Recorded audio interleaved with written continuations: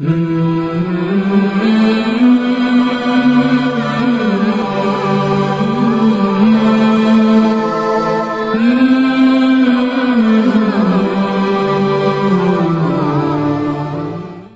اللہ الرحمن الرحیم عن عمر بن خطاب رضی اللہ تعالی عنہ قال ان الدعاء موقوف بین السماء والارض لا يسعد منه شيء حتى تصلي على نبيك صدق رسوله النبی الکریم۔ حضرت عمر فاروق رضی اللہ تعالیٰ عنہ اس حدیث شریف کے راوی ہیں۔ وہ فرماتے ہیں کہ آپ علیہ الصلوۃ والسلام نے فرمایا کہ انسان جب دعا مانگتا ہے تو وہ دعا آسمانوں پر کس طرح جاتی ہے، تو اس کی مثال آپ علیہ الصلوۃ والسلام نے یوں بیان فرمائی کہ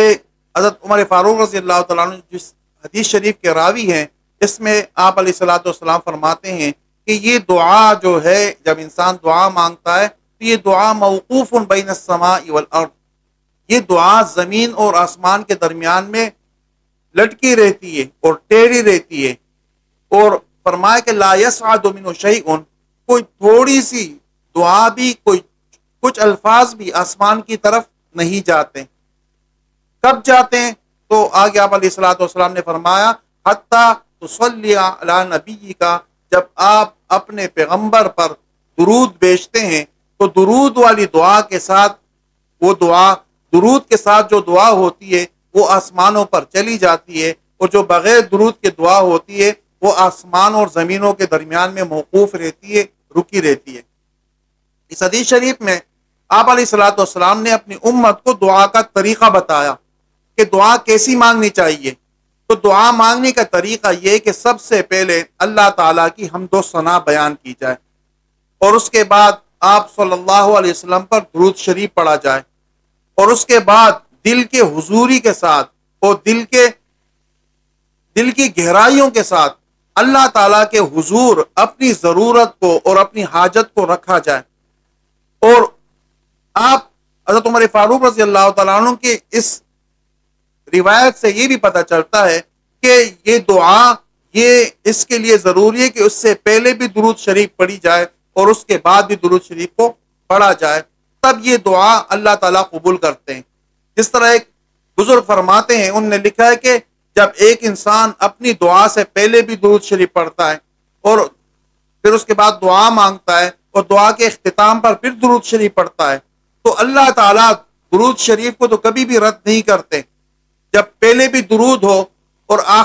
آخر میں بھی درود ہو اور بیچ میں دعا ہو، کسی درود شریف کو تو اللہ تعالیٰ رد نہیں کرتے، اس کو لازماً قبول کرتے ہیں۔ جب درود شریف دونوں طرف درود شریف ہو اور بیچ میں دعا ہو، تو جب دونوں درودوں کو اللہ رب العزت قبول کریں گے تو بیچ میں جو دعا ہوگی اس دعا کو بھی لازماً اللہ تعالیٰ قبول کریں گے۔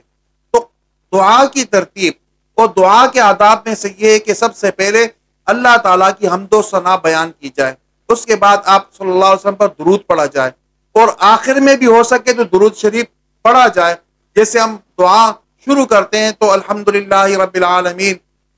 والعاقبۃ للمتقین، یا الحمدللہ نحمدہ ونستعینہ، اس طرح کے الفاظ جس کے اندر اللہ رب العزت کی بڑائی اور اس سے مانگنا اور اس کے سامنے عاجزی کا ذکر ہو، اور اس کے بعد آپ صلی اللہ علیہ وسلم پر درود شریف پڑھا جائے، جیسے والصلاۃ والسلام علی رسول اللہ، اور آخر میں پھر جیسے ہم دعا کے اختتام میں پڑھتے ہیں وصلی اللہ تعالی علی خیر خلقہ، یہ بھی درود شریف ہے۔ تو پہلے اللہ تعالیٰ کی دعا، اللہ تعالیٰ کی حمد و ثنا بیان کی جائے، اور اس کے بعد آپ صلی اللہ علیہ وسلم پر درود شریف پڑھا جائے، اور بیچ میں دعا مانگ کر آخر میں پھر درود شریف جب پڑھا جائے گا تو یہ اس دعا کے چانسز بہت زیادہ ہوں گے قبولیت کے، اور یہ لازماً اللہ رب العزت اس دعا کو قبول فرمائیں گے۔ اور اگر درود شریف کے بغیر دعا ہوگی، صرف انسان اپنے حاجت کو لے کر اللہ تعالیٰ کی بارگاہ میں وہ پیش کرے گا، تو جیسے حدیث شریف میں بیان کیا گیا کہ موقوف بین السماء والارض، زمین اور آسمان کے درمیان میں یہ دعا موقوف رہے گی، یہ ٹیڑھی رہے گی۔ درود شریف اگر اس کے ساتھ ہوگا تو اللہ تعالیٰ اس کو آسمانوں پر اٹھا لیتے ہیں، حتیٰ تصلی علی نبیک، جب آپ اپنے نبی پر درود بھیجیں گے تو اس کے بعد اللہ تعالیٰ اس دعا کو اٹھائیں گے اور اس کو قبول کریں گے۔ تو ہم یہ اس کا اہتمام کریں، جب بھی دعا مانگیں اللہ تعالیٰ کی تعریف شروع میں کریں، اس کے بعد درود شریف آپ صلی اللہ علیہ وسلم پر پڑھیں، اور اس کے بعد اپنی حاجت دل کی حضوری کے ساتھ اور دل کی عطا گہرائیوں کے ساتھ اور انتہائی خشوع اور خضوع کے ساتھ اللہ تعالیٰ کے سامنے گڑ گڑائیں، اور آخر میں درود شریف پڑھ کر پھر اس کے بعد دعا کو ختم کریں، تو انشاءاللہ یہ دعا لازماً اللہ رب العزت اپنی بارگاہ میں قبول فرمائیں گے۔ ہماری دعا ہے کہ اللہ رب العزت ہمیں اپنی ذات سے مانگنے والا بنائے، اور ہماری ساری ضروریات اور حاجات اللہ تعالیٰ اپنے غیبی خزانوں سے پورا فرمائے۔ وآخر دعوانا الحمدللہ رب العالمین۔